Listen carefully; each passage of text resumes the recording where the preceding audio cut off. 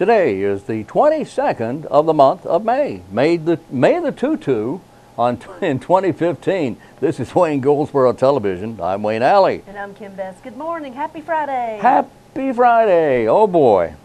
You know, I don't know how I missed this, but a couple of days ago was May 20th, right? Yes. And May 20th is the day of metrology, metric system. Okay. Okay? And while most, if not all of the world is on the metric system, Yes. the U.S. and a couple of other nations like Liberia and somebody else, or a couple of others, we're happy what we have, and we just rather use miles instead of meters or kilometers. Okay. But What made you think of that? well, I had something here that I meant to read the other day and just missed it. Okay.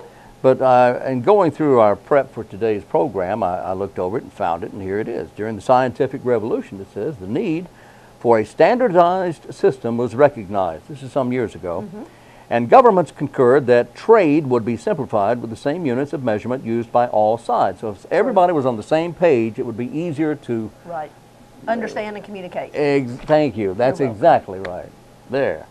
The standardization of measurement was a long process, beginning in the late 18th century, but on May 20th, 1875, the first diplomatic treaty of the meter was signed by 17 countries, including the U.S., who maintains a good standing with the meter convention to this day, despite its attempts to metricate in the 1970s. You don't remember that, but we were trying to metricate. We were trying to use the meter and change over, but it failed miserably. It was a rather stunning failure, it says here, affirming the standard arbitrary measurements put forth by the document. Now, every year since the centennial of the meter convention, May 20th has been celebrated as International Metrology Day. Now, here's some examples of meters, the metric system. Being put into use? It says here, yeah, but I don't know, some of these are really kind of weird. Your body contains about 5.5 liters of blood. Okay. I want your blood. But your heart cycles over 7,500 liters of blood per day. I've heard that before. That's about 2,000 gallons when you bring it into the U.S. numbers. That's enough to fill 48 oil barrels. 48. Wow. Wow. 2,000 gallons is enough to fill about 48 oil barrels. And that's because oil barrels are not 55-gallon drums. I think they're 40 or 44 gallons. Okay. But that's the reason for that. Liters of blood. Let's find another one here. The average American eats around 2,000 pounds of food. Per what? Year. I was going to say, my Lord. Yeah. Let's hope that's what it is.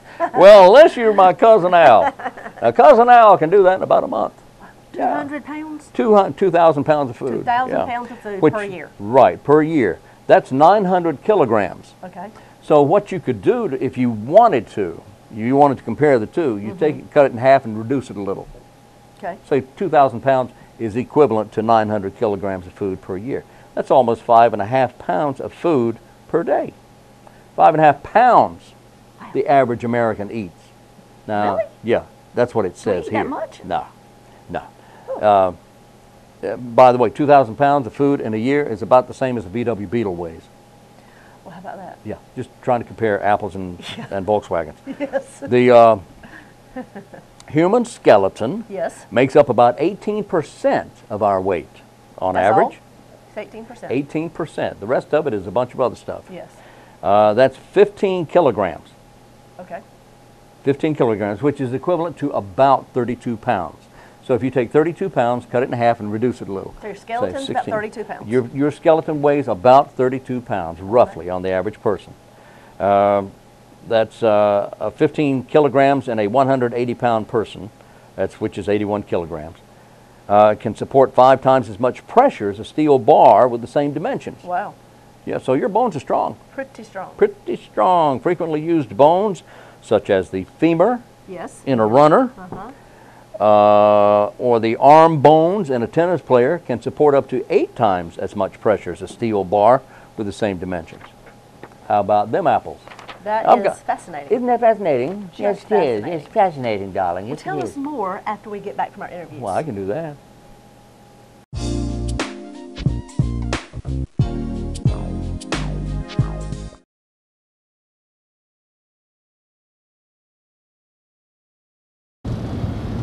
Today we're in the vehicle driven by Jeremy Hill. Jeremy is the director of our emergency services here in Wayne County, Office of Emergency Services. Jeremy, I appreciate you speaking with us. You're the director of this department.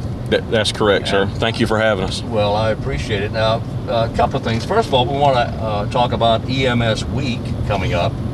EMS Week, the 17th, I believe, is the... May 17th through May 23rd, 2015 is a week set aside to dedicate and honor emergency medical services staff nationwide.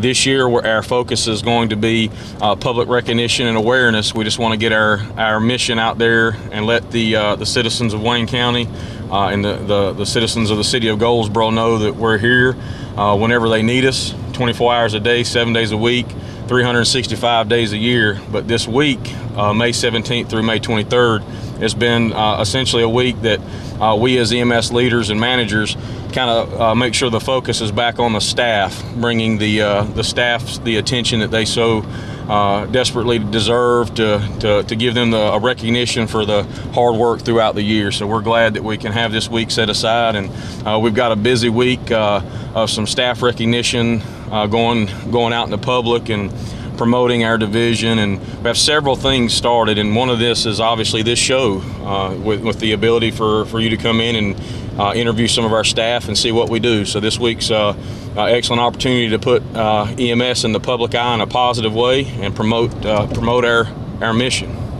So Jeremy, what can citizens do to express appreciation, or to what should we do as a citizenry to let the EMS know we appreciate them? Well, really, as an EMS worker, we are here 24 hours a day for the public, and the recognition piece that we really need is just people to be aware of what we do.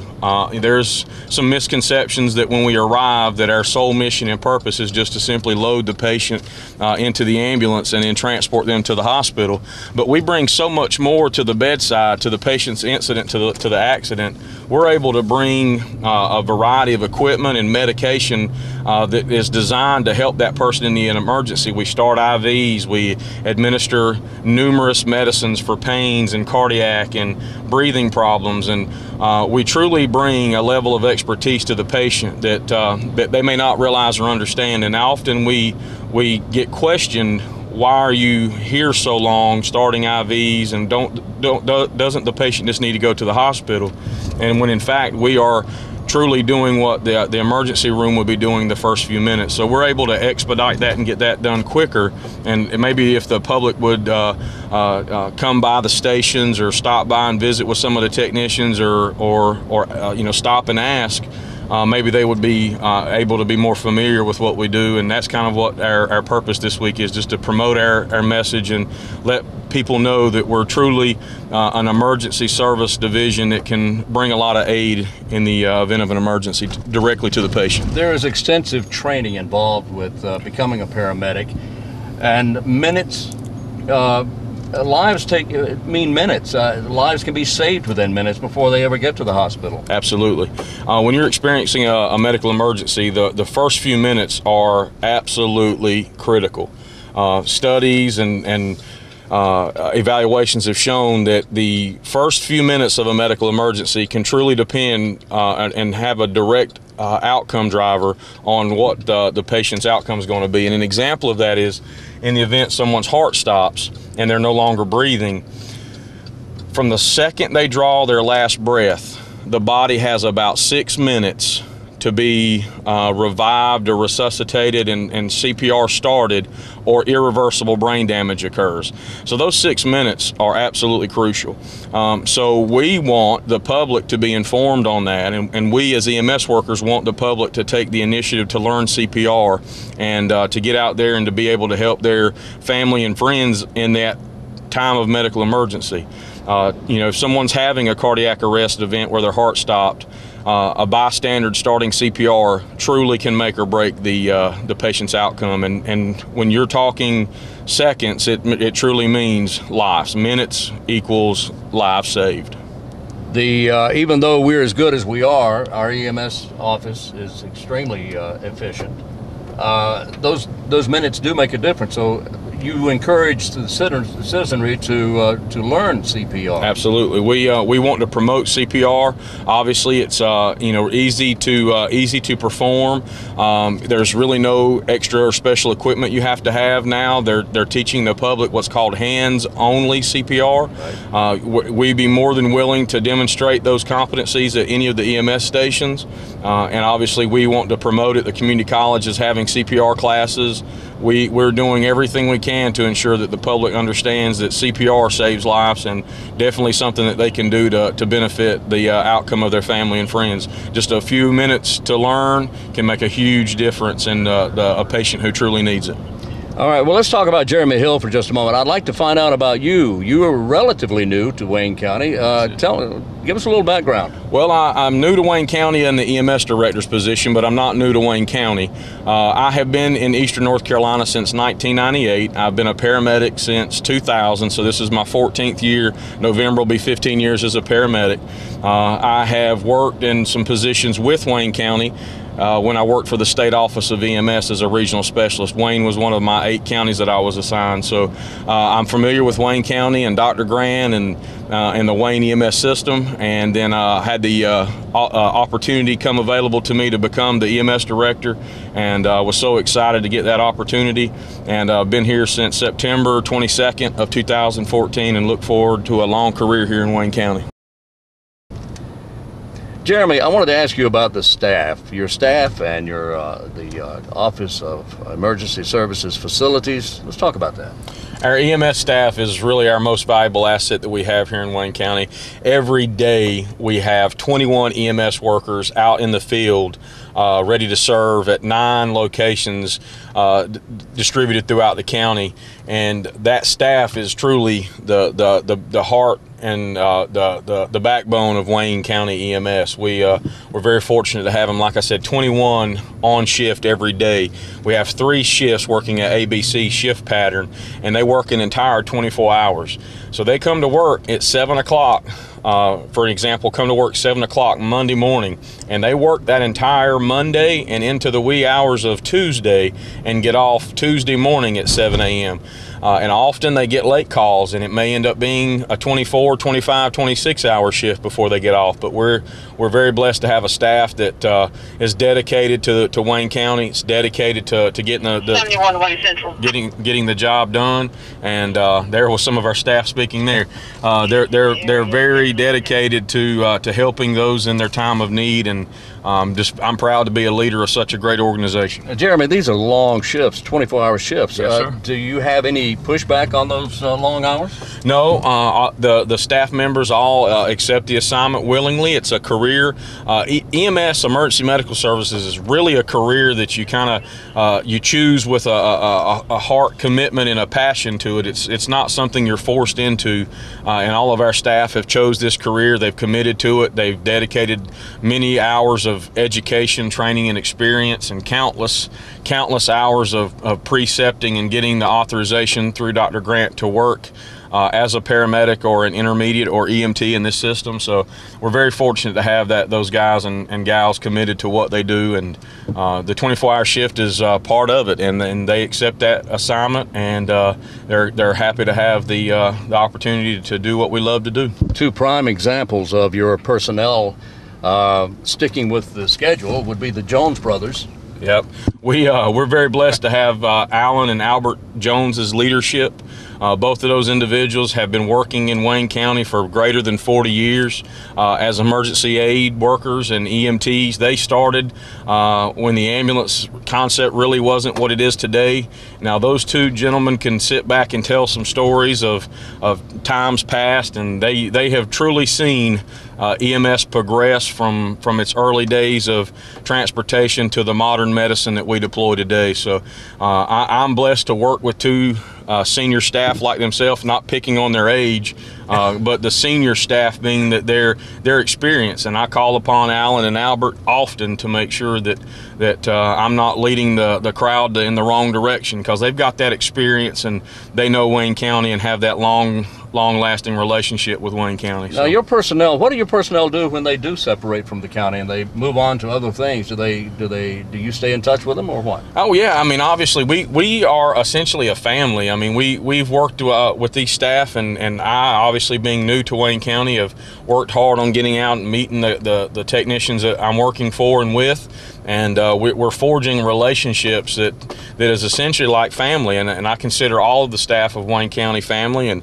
I feel that responsible for their safety and well-being every day that they're on shift, and that's something that I take the utmost care with. I want to make sure that I'm overseeing the division. They have the tools and the assets that they need to do the job that they're called to do. And that's the big important part of my position, is making sure that the staff I'm the advocate for them, and making sure that they have the tools and resources they need. I think everyone's aware that it takes a very special person to be an EMS personnel, part of the system, part of the EMS system. So you encourage people to go with their feelings, and perhaps if they're interested in becoming part of an EMS team, to go ahead and go for it. I absolutely do. Emergency medical service, like I have stated in the past, is a calling. It's something that individuals truly have to commit to do with their heart and have desire to do. As you've heard some of our staff, state, they encounter people sometimes at their darkest hour. We see some chronically sick patients. We see people from beginning of life to end of life, and that's a journey that is very difficult at times. We're called to high crime scenes. We're called to aid childbirth. I mean, anything could be encountered during a 24-hour shift, and we are truly a service from beginning of life to end of life, and we encounter individuals in all aspects of that, from females that are pregnant to patients who may be combating cancer or a terminal illness and at the end of their life. So we see all varieties of patients. So if you have a desire to help people in their darkest time, help bring calm to some chaos, and if you have an interest in becoming an emergency medical technician, your first stop should be Wayne Community College Continuing Education Program over there, led by Kim Boswell and Beverly Deans at Wayne Community College. They have an excellent program there, and they can definitely put you on the right path. And there are community colleges all throughout North Carolina. If you're watching this in other areas, there's community colleges throughout North Carolina that can definitely lead you on that way. But if you're listening and have an interest, I strongly encourage you to enter this career field, because there is a statewide paramedic shortage that we're dealing with. There's obviously interest to promote our profession and to recruit some strong individuals with the right morals and ethics that it takes, and the integrity it takes to become a paramedic.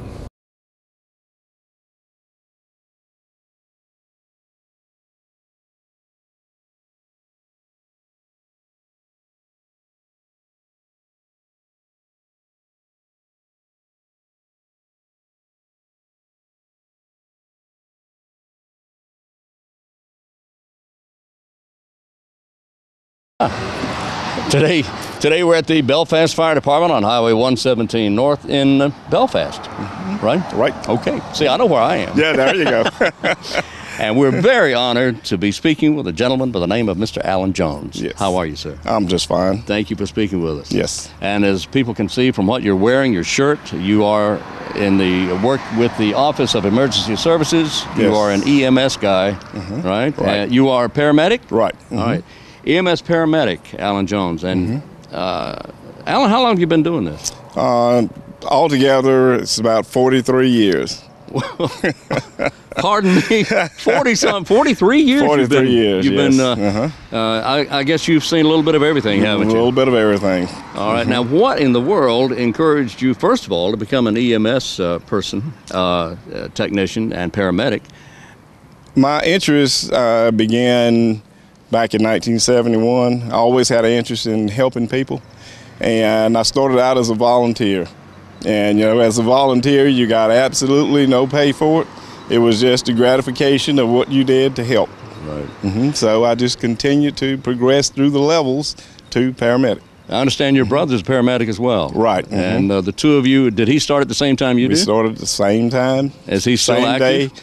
He's supervisor on C shift. On C shift. Yes. And you are supervisor? I'm a QRV person, which is a quick response person, and I also like to refer to as a field supervisor. Field supervisor. Right. All right. So a QRV is a vehicle. Right. Quick response vehicle. Right. So we have basically everything on that vehicle except a rolling stretcher. Everything except the stretcher. Right. Now, here at Belfast, you're based here at Belfast, and do you have the one vehicle here? Just one, yes. Just one. Yes. Here at the fire department. Right. This is actually the fire department. So, right. Being based here, you and on Highway 117, that very heavily traveled highway. Oh yes. And yes. you often see accidents. Oh yes. Called out to traffic accidents right. and such. Are you called out more to home emergencies or to highway emergencies? It really depends. If you have like a cardiac arrest or a real bad patient, I respond to that also. All right. So it's a little bit of everything. For 43 years, you've seen a little bit of everything. Oh, yes. So what would you say would be some of the misconceptions of the public of what you do? What do they think you do that's not really true? Well, some of the misconceptions would be that they like to refer to you as a driver. Oh, an ambulance driver. An ambulance driver. Exactly. Yeah, what do you do? They don't really conceive the fact that somebody's got to be in the back taking care of the patient too. That's right. So very seldom do you get looked at unless it's somebody that really know as a care provider. Other than an ambulance driver. Other than an ambulance driver. Right. Now the training has changed over the last several years, yes. and you have to and required to keep up with all that training and everything. What sort of training have you had? We've had most of the advanced level care provider courses, because basically when I started out in 1971, all you had to have was like standard and advanced first aid. And a driver's license. And a driver's license. And then you progressed up to the levels that the state required, all the way to the paramedic level. And having that paramedic level qualification, you are licensed to administer pharmaceuticals, drugs? Oh, yes. We do advanced airway, also monitoring patients with the heart monitor, and also administering all types of drugs. All types of drugs. To include some narcotic drugs for pain relief. So the whole idea is, the bottom line is, you're out here saving lives. That's exactly what our intent is. Saving lives, and as we were talking with Jeremy Hill, the director of the office, and he was explaining to us that the difference in minutes means lives. Oh yes. From the time that you arrive on the scene and you administer aid to the time that you actually deliver the patient to the hospital, right, could be a life and death situation. Critical, exactly. Yes, and that's one of the duties of the QRV too, is to help get to some of the areas. Basically, I've got basically from here to the Wilson County line. So as far as responding to assist the units that's in the particular areas. So yeah, all of that's important. As you are arriving on a scene, whether it's at a home or at a traffic accident or an emergency of any kind, what do you do? What's going on in your mind? What's the first thing you're thinking? Patient care. First, I want to see the patient, and then make an evaluation and begin the appropriate treatment for him. And that's it. That's it. That's the name of the game. That's what's on your mind to start with. Exactly. Getting care to that patient. Exactly. Immediately, because minutes mean lives. Right. So if they need help right away, it could mean life and death. Exactly. Right there, before you get them to the hospital. Exactly. Now, you're not able to transport in your vehicle. I do not. But you have all the necessary supplies. All the necessary supplies, and also if I respond with another unit, they need my assistance, I park my vehicle and I ride in with them. You ride with them? Yes. All right. That would be an ambulance? Yes. Yes. All right. Now, for 43 years, you've seen a little bit of everything. What would you say would be the most rewarding part of your job? The rewarding part of my job is, one, delivering the most appropriate care and the outcome of that patient. If I deliver that patient to the hospital and that patient is still alive, that's rewarding to me. That's rewarding to me. Does anyone ever come back to you and say thanks? Oh, yes. I've had some to come back and thank me. And again, you feel good. Mm-hmm. You feel good because, again, you know that they really appreciated what you did. You get so many that curse you out. You get those that never say thank you. It's like you owe them something. I am stunned to hear that someone would be angry with you about. Yes. What would cause that to happen? Well, we deal with all levels of people. We deal with those that are under the influence of alcohol and drugs. So we know how those mind-altering substances can alter minds. Exactly. Exactly. Okay. I can't possibly imagine someone being upset with you for saving their life. Oh, yeah. I guess you run into all kinds of people. All kinds of people. Yes. You just deal with it. And especially in the the situation they might be in. I mean, and they might not really be taking it out on us, but it's just that situation at that time. They could be upset with someone else, and that's their way of expressing themselves. So we get it. You have to keep a cool head during the zone, during the whole thing. You have to keep it. Yes. So what are your plans? You've been doing this for 43 years. What are your plans? Well, possibly the end of this year. Possibly going to retire. Possibly going to retire. Now, wait a minute. What do you mean possibly? 43 years is a long time. It's a long time. That's a long time. I mean, if you were in the military, you'd be out in 20. Oh, yes. I enjoy what I'm doing, and, so, yeah. Well, that's quite obvious. Yes. You do enjoy what you're doing. Oh, yes. And after 43 years, I would certainly say that you're entitled, and you've certainly earned a retirement. But it's going to be tough, isn't it? It's going to be tough. Right. What about your brother? Now, I understand you guys are twins. Thing. You're twins, right? Right. Oh, my goodness. Same. He's leaning that way, too. Is he really? Yes. So, what would you do? Really, I don't know. Do you fish? Nah, really. Unfortunately, I don't fish and I don't hunt. So there's, I would have to make a lot of adjustments and do some of the things that I haven't really been able to do, and especially with my family, while I'm working here. So. Well, you're certainly a tribute to Wayne County. I appreciate you and your brother for all the time and the service that you've given to saving lives here in Wayne County. And I thank you very much for your time, sir. Sure. Thank you. Glad to do it. Mr. Alan Jones, EMT paramedic there you go. for Wayne County. All right, and ambulance driver. Okay. All right.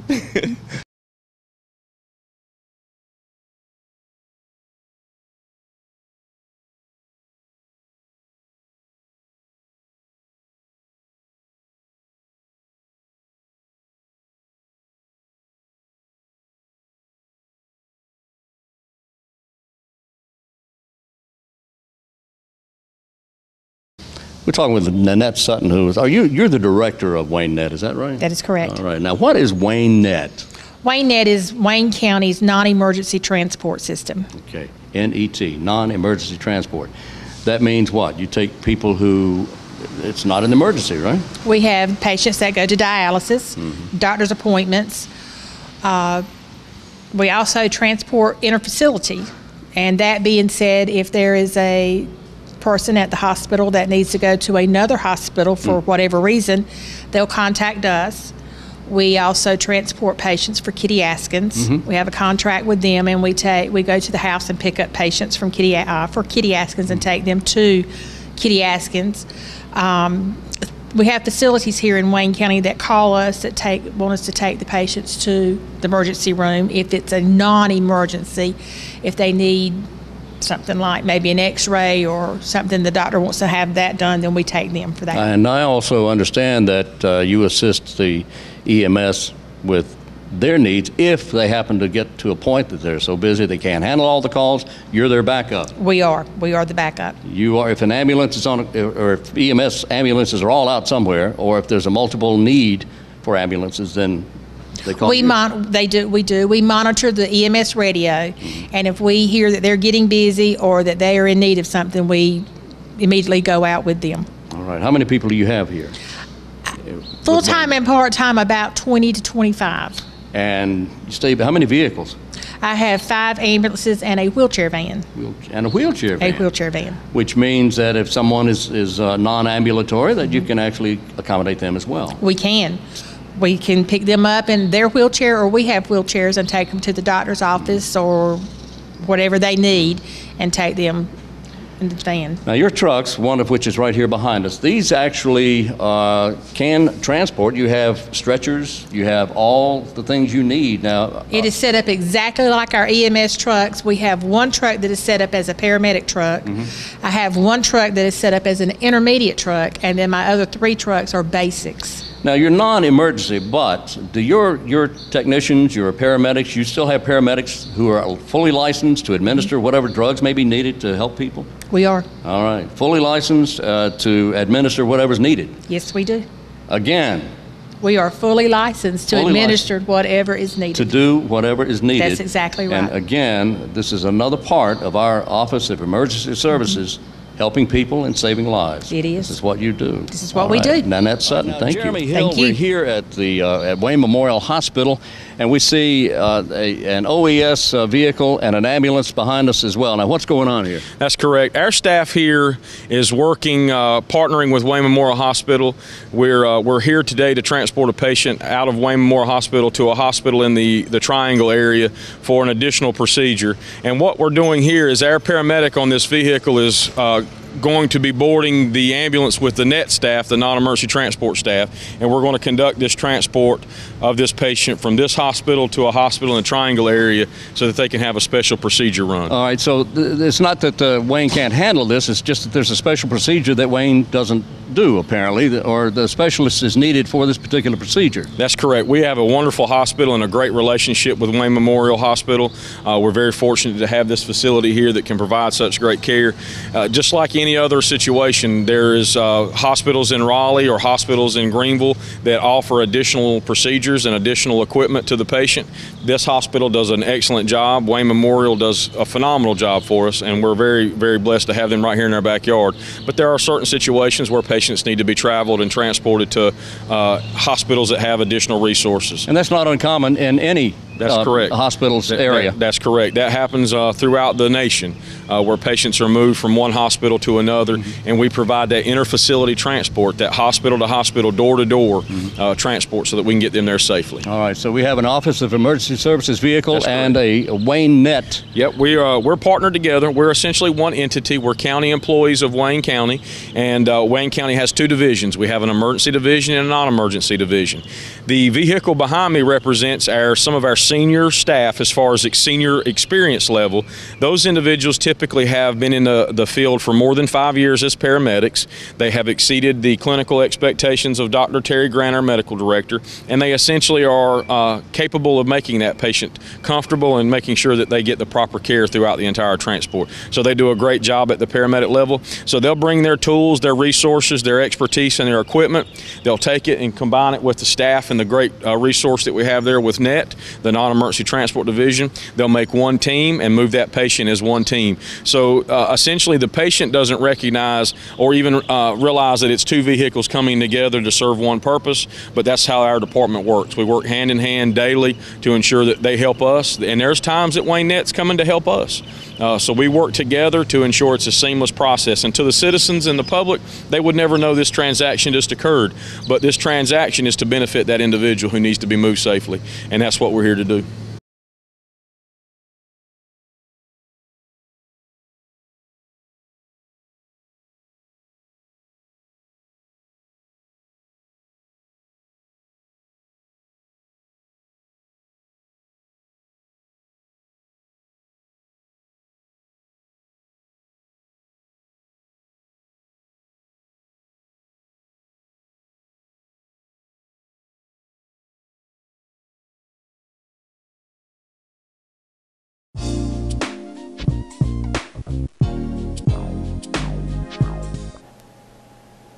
We're back on Wayne Goldsboro Television. Hello to you there. It's still Friday. It is Friday. The last day of the work week. Oh, yeah, and you know what? What? Farmers Market is open today. Yes, it is. Every Wednesday and Friday from 8 until 6. Yeah, that's something new this year, isn't it? They're opening on in the Friday? past they've just done Wednesdays. Now they're doing Wednesday and Friday. Oh, 8 boy. to 6 p.m. Eat fresh, shop local.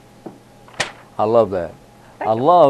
First of all, I love veggies. Me too. I love them. In fact, I tried to make sure that Remember a couple of years ago, we went out to the farmer's market when they first opened, and Yes, and you ate raw vegetables all day long. yeah, well, okay, guilty, but they're so good. They are good. They are good. They're fresh. Yes. And in fact, you can taste the difference between fresh and not so fresh. And these are all locally grown within the region. They may, right. you know, all grown in Wayne County. There may be one just across the county line, but Right. it's all local stuff. That's right, local farmers. That's right. Support your local farmers. Support your local farmers, for crying out loud. I'm getting upset here. Good gracious. Okay. Richard Benjamin's having a birthday. He's been around a long time. There was a show called He and She back in the 60s. He and his wife Paula Prentice starred in that. Quark in the 70s, plus he's done tons of movies and TV. He's 62. Is that right? That's not right. He's older than that. That'd be 72. Okay, whatever. He's having a birthday. Anyway, he's having a birthday. Regardless of how old he is, he's still celebrating. Barbara Parkins is having a birthday today. Barbara Parkins is celebrating. She was on Peyton Place on TV. She also did the movie Valley of the Dolls. She's done tons of television. Al Corley's having a birthday. He was Stephen Carrington on the TV show Dynasty. I remember that. All right, he played Stephen. Al Corley's 59 today. Ann Cusack is Susan on the unit, and Susan on Private Practice, 54. Okay. Mark Christopher Lawrence, character actor, he's done a bunch of stuff. He's 51. Brooke Smith was Dr. Kate Switzer on Crossing Jordan, and Dr. Erica Hahn on Grey's Anatomy.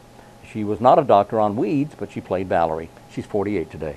All right. Birthday for Michael Joseph Kelly was Agent Goddard on The Sopranos. He's done a bunch of other stuff on Criminal Minds and Person of Interest. 47. Sean Gunn was Kirk on Gilmore Girls. He's 41. A.J. Langer, nice looking young lady. She was Kathleen on Brooklyn South, Annie on Three Sisters, and Erica in Private Practice. 41. Jennifer Goodwin on a bunch of stuff. She's done Big Love. She's done Electric City, Robot Chicken, Once Upon a Time, all TV shows. 37. And Maggie Q. Maggie Q. Maggie Q was on the TV show Nikita. You ever heard of that? I did hear. I never Okay. watched it, but I did see it. She was Nikita. I mean, I saw the name flash around Right. sometimes. Maggie and the letter Q. The Q stood for Quigley, or stands for Quigley. That's Okay. her last name. Maggie Q is 36 today. She was also on a TV show called Stalker. She was Beth on that particular television program. right. Those are birthdays for Friday. Happy birthday! If it's your special day, do something great. Hey, that's good. Yeah, Yeah. do something great on Do your something birthday. great. That's right. That's right. That's right.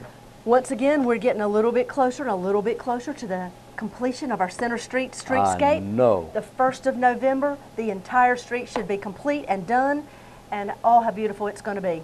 Are we on schedule? We are on schedule. All right. And of course, our second piece of streetscape that is going down Walnut, Whoa. Walnut going to Union Station. Oh, yeah. The Gateway Transfer Yes, Center. Walnut That'll be Street. finished the end of August. Oh, will it? The end of Really? August. Yes. Wow. Yes. Ooh, lots of exciting things happening. I'm telling you, it is really going to be nice. And I know the downtown people, there's a little bit of inconvenience as Right. far as that, but all the stores are open. Yeah, oh, absolutely. And accessible. You can get to them. To every storefront. Every storefront. You Now, can you get may to not them be all. able to park right in front of that No. storefront, but you can park near it and walk over. That's right. That's right. I was eating dinner, I ate dinner downtown quite a bit. Do you? And I will tell you, I mean, it's really not that difficult to park your car around the corner and walk 2 blocks. Some of us could use that. I know I need that exercise. That's right. Yeah, in fact, I do. I park at the end of the parking lot. you? Often. Oh, yeah, many And times. walk? Regardless of where the store is. I'll park at way down as far as I can. Good for you. Well, I hear you're walking the stairs too. How about that? Oh, boy, yeah. Yeah. Okay, well, that's Barbara's fault. I mean, that's Barbara's idea. What did I say? Anyway, yeah, that's Getting her exercise idea. is always great for Yeah, our bodies. I know I right. finally started back on the elliptical. How you really? And, well, you know, we just have to. We just have to. On We have the to keep elliptical? I like the elliptical. Oh, okay. Oh, yeah, because you can change it up and do all different kinds of things. Okay. Yes. And you're still getting your exercise. All right. Well, we're going to exercise right on out of here and That's start our exactly right. weekend. How about that? I'm ready. We'll be back in here Monday morning. I hope you have a great weekend. Drive carefully and always, please, wear your seat belt. Very good. Until Monday, this is Wayne Goldsboro Television. I'm Wayne Alley. And I'm Kim Best, and this is what's happening in your community.